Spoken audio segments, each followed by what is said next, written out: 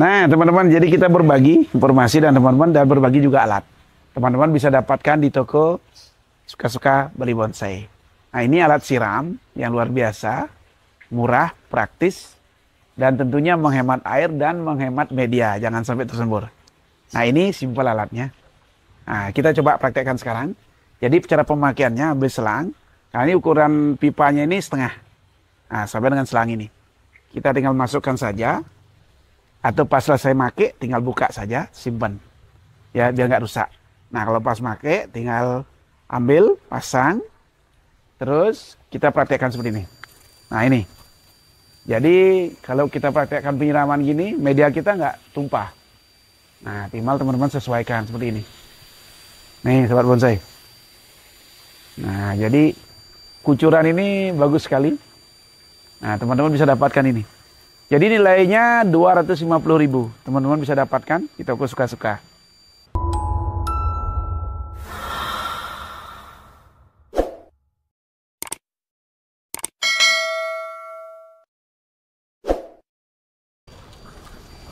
Nah, teman-teman, jumpa lagi hari ini dengan saya, Made Suka, di channel YouTube Suka-Suka Bali Bonsai.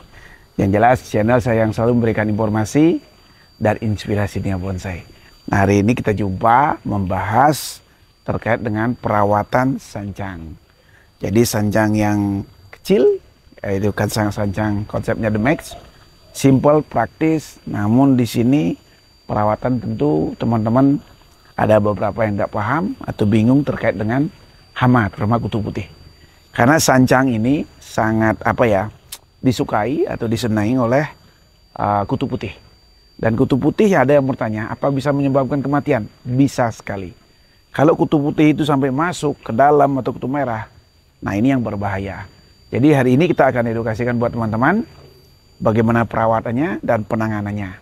Ini sancang dan beberapa sancang nanti kita akan review. Nah, di samping kita korek-korek yang lain ya. Yang jelas semangat terus berkarya. Nah, di sini kita akan menggunakan obat atau insect itu Kaliandra. Jadi Kaliandra kita pakai teman-teman. Ini salah satunya obatnya. Jadi Kaliandra. Karena ini yang sering saya pakai dan sangat manjur ya untuk perawatan sancang. Nah, khususnya juga sancang-sancang yang ada di pot.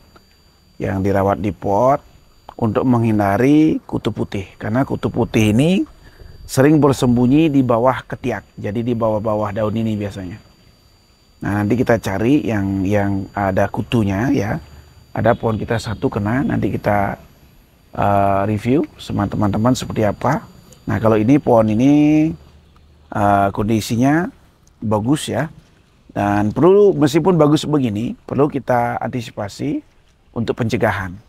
Nah, untuk pencegahan tetap kita lakukan insek itu 1 minggu sekali. Silakan, tapi kalau sudah punya kena kutu mungkin seminggu 2 kali kita bersihkan atau kita semprot ya. Adapun takarannya kita nanti akan jelaskan teman-teman. Yang jelas untuk pemakaian insek boleh gantian ya. Sekali pakai Alika, sekali pakai Kaliandra. Karena biar nggak penyakitnya kebal ya.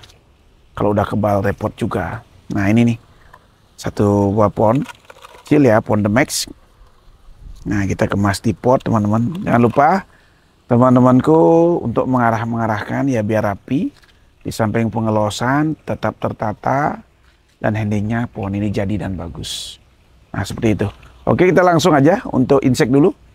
Jadi untuk insek ini teman-teman tidak usah bingung. Kita siapkan 1 liter air. Yang di sini semprotan seperti ini silakan. Atau yang punya pohon lahan banyak pakai semprotan besar silakan. Yang penting di sini kita menggunakan Kaliandra saat ini. Nah, adik-adik ada yang bertanya, bagaimana cara pemakaiannya? Jadi insek ini cair, dia cair. Terus pemakaiannya teman-teman, nah di sini kita buka tutupnya. Di sini ada tutup double ya. Ada penutup press ya, ini seperti plastik, namun ada kertasnya. Nah, biar nggak tumpah, biasanya teman sering dibuka. Kalau saya tidak dibuka, namun kita lubangin. Nah, lubangan ini kita bisa menggunakan jarum atau kawat atau peniti. Jadi kita tusuk ini ya. Nah, jangan dibuka. Kalau buka otomatis nanti akan bocor. Jadi itu bisa tumpah di saat kita menuangkan ke bawah. Jadi Kita biar bisa ngitung juga pakai tetes, kita lubangnya aja tusuk pakai ini. Kalau kurang runcing bisa dipotong pakai pemotong kawat. Kita runcing, kita tembus ini. Ya, jadi kita tembus. Nah, nanti keuntungannya, jadi cairan ini tidak tumpah kemana-mana. Biasanya kalau kita ngukur pun sulit. Tapi dengan lubang seperti itu kita nyaman ya. Kita tumpahkan, kita praktekkan langsung. Jadi nanti habis pemakaian tinggal tutup aja ini, ya. Tapi tadi ada busanya masih ada. Nah, biasanya ada ini juga. Usahakan ini jangan sampai hilang. Kita tetap gunakan di sini, ya. Nah, tetap ya. Terus habis pemakaian kita tutup lagi seperti ini. Jadi lubang ini aja yang berperan, tadi lubang tadi di sini, ya, untuk menghemat atau tidak tumpah. Dan jangan lupa, ini sifatnya racun. Teman-teman sembunyikan di tempat yang aman, biar tidak berbahaya ya buat anak-anak. Apalagi waktu penyemprotan, teman-teman itu usahakan dilakukan sore hari atau malam, agak malam. Kenapa? Karena hama ini masuknya malam. Jadi hama ini bersembunyinya itu malam hari atau sore. Kalau sore seperti ini enak ya teduh. Jadi teman-teman bisa melakukan penyemprotan. Nah, yang penting aman. Nah, ini. Oke, kita praktekkan. Nah, nanti untuk pemakaian, untuk air sesuaikan dengan kebutuhan.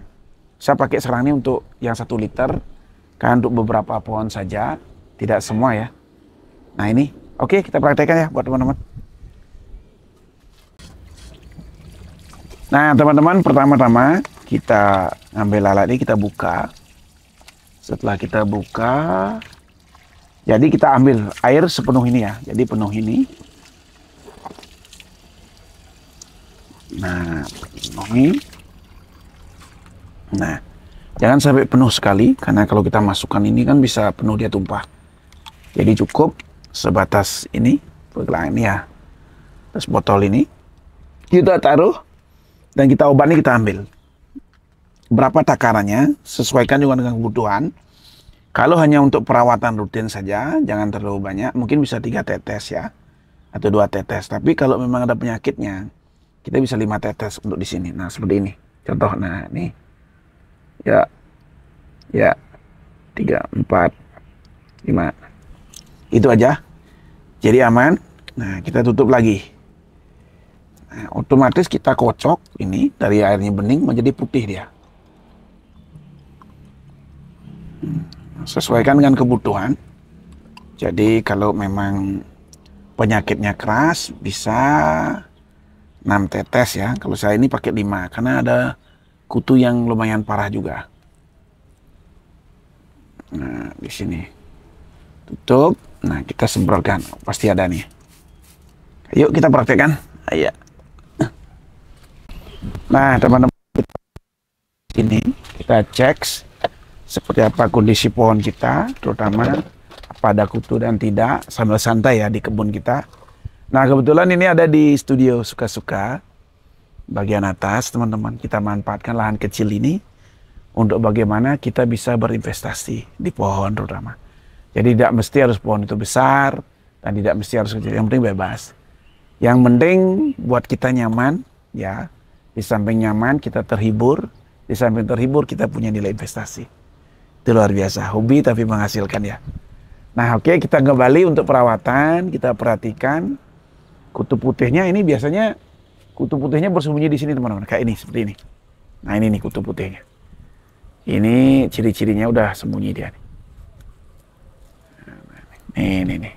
Jadi udah mulai dia dicari ya, tuh. Nah, terus kita semprotkan. Namun teman-teman lihat arah anginnya kemana. Jangan sampai nyebur ke kita. Tapi lebih efektifnya teman-teman harus bisa menggunakan masker ya. Jadi gunakan masker, lebih amannya untuk antisipasi, untuk arah angin yang tidak jelas. Nah, kalau ini kita pakai ini. Nah, kalau pohonnya kecil, tinggal semprot aja. Tuh.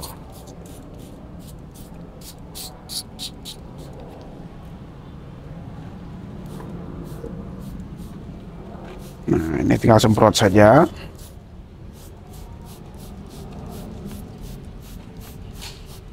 Batangnya juga.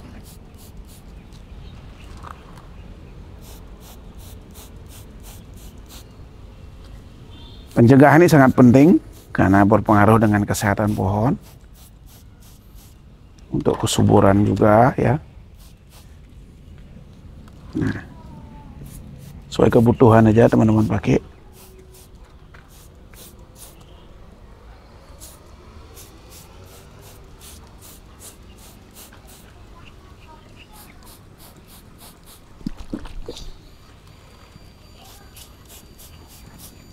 Ya. Nah, seperti itu teman-teman. Kita cek yang lain sancangnya. Nah, ini kita sebelum kita lihat loh. Proses akarnya luar biasa nih. Nah, jadi jangan ragu-ragu kalau motong-motong ya. Nah, ini proses pemecahan akar kita. Coba intip dulu. Seperti apa sih akarnya? Tuh, kita dapat akar bagus 2 pecah. Nih. 1, 2. Nah, kita dapat pecah akar. Nah, kita sembunyiin lagi. Jangan dibuka karena biar proses pembesarannya lebih cepat. Oke. Nah, itu. Nah, terus kita cek yang sancang kita yang paling parah nih. Salah satu kena penyakit kan tersembunyi di bawah, kita nggak tahu. Nah, ini nih teman-teman. Jadi kalau kutu putih udah nempel, jadi kerasnya seperti ini. Nah, ini sampai segininya. Jadi pohon itu ciri-cirinya mulai mengkerut seperti ini, kayak mau mati ini nih. Yang jelas tidak sehat pohonnya. Nah, ini nih. Ini kutu putihnya udah luar biasa nempelnya. Jadi seperti ini cirinya. Nah, ini berbahaya sekali. Nah, kita gorek ini tebal dia. Tuh. Tebal dia. Nah, seperti ini. Nempel dia. Nah, ini berbahaya sekali. Perlu kita antisipasi. Nah, kalau kita putar bawahnya ini seperti ini. Belakangnya seperti ini dia. Nah, kayak gini dia kena bawah. Tebal sekali nih. Nah, ini kasihan pohonnya. Nah, kalau ada teman-teman seperti ini, nah segera semprot. Kita tinggal semprot saja. Di insek ya. Nah, kalau pakai stem boleh. Nah, semprot aja, sobat bonsai. Oh.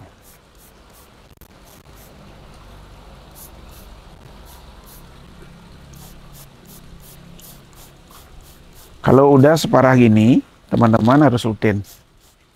Jadi 3 kali ya, 3 hari sekali bos bisa, biar nggak kebablasan.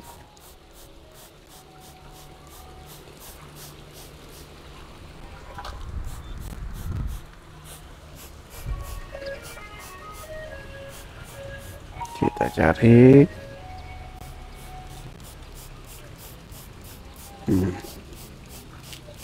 Semprot tuh sampai bersih.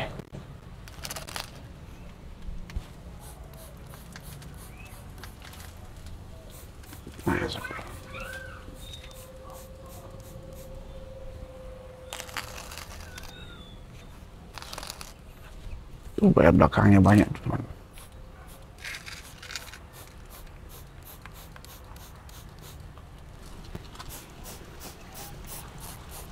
Nemplak dia. Ngumpul.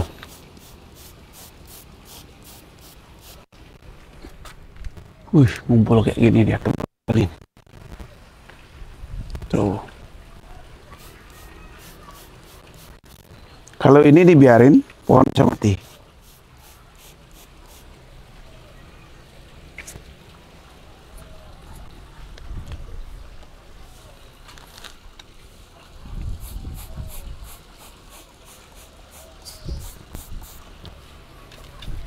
Terus habis kita insek, teman-teman jangan siram dulu.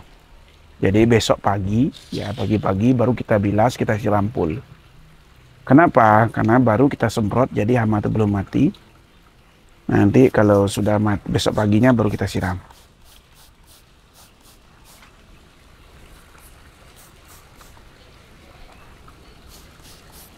Oke, ini teman-teman. Nah, perhatikan. Yang jelas kita bersihkan. Di akar-akar terutama ya, dia biasanya sembunyi.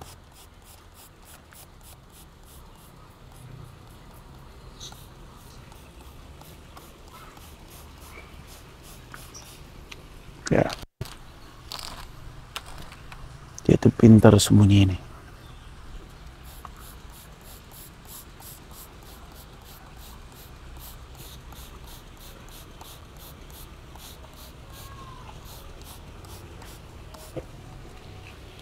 Ya, oke, bersih.